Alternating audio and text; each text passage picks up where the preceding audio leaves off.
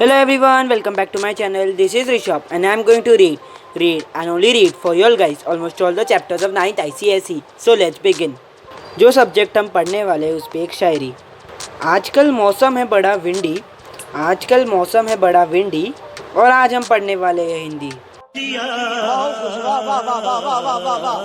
अगर आपको और ऐसी शायरी चाहिए please comment me down. So this is the part 2 of question answers of बात अठन्नी की। So let's start the questions.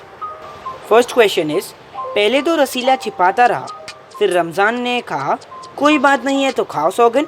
श्रोता की उदासी का कारण का क्या था? उत्तर, श्रोता रसीला का परिवार गांव में रहता था। उसके परिवार में बूढ़े पिता, पत्नी और 3 बच्चे थे। इन सब का भार उसी के कंधों पर था और रसीला को मासिक तनख्वाह मात्र 10 रुपये मिलती थी। पूरे पैसे भेजने के बाद भी घर का गुजारा नहीं हो पाता था।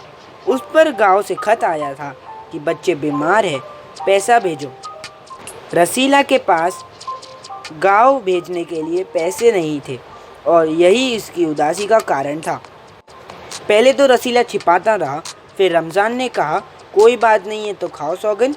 वक्ता ने श्रोता का परेशानी का क्या हल सुलझाया? So the answer is, वक्ता ने श्रोता की परेशानी का यह हल सुझाया कि वह सालों से अपने मालिक के यहाँ काम कर रहा है, तो वह अपने मालिक से कुछ रुपया पेशगी के क्यों नहीं मांग लेता। नेक्स्ट क्वेश्चन, ऐसे कमाई से कोठियों में रहते हैं और एक हम है कि परिश्रम करने पर भी हाथ में कुछ नहीं रहता। ऐसी कमाई से क्या तात्पर्य है? प्रस्तुत पाठ में ऐसी कमाई से तात्पर्य रिश्वत से है।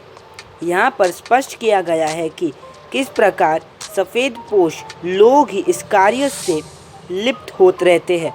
अच्छा खासा वेतन मिलने के बावजूद भी इनकी लालच की भूख मिटती नहीं है और रिश्वत को कमाई का एक और ज़रिया बना लेते हैं।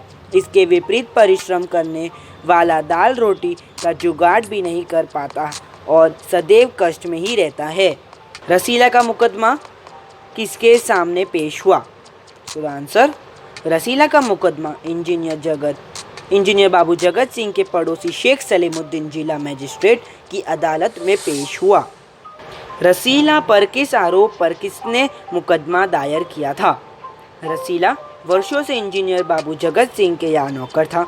उसने कभी कोई बेईमानी नहीं की थी, परंतु इस बार भूलवश अपना अठन्नी का कर्ज चुकाने के लिए उसने अपने मालिक के लिए 5 रुपये की जगह 4.5 रुपये की मिठाई खरीदी और बची अठन्नी रमज़ान को देकर अपना कर्ज चुका दिया और इसी आरोप में रसीला के ऊपर इंजीनियर जगत सिंह ने मुकदमा दायर दिया था।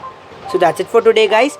This is the end of the question and answers. And for the first part of the question and answers, the link is in the description. You can even watch the first one. Thank you so much for watching. Bye bye.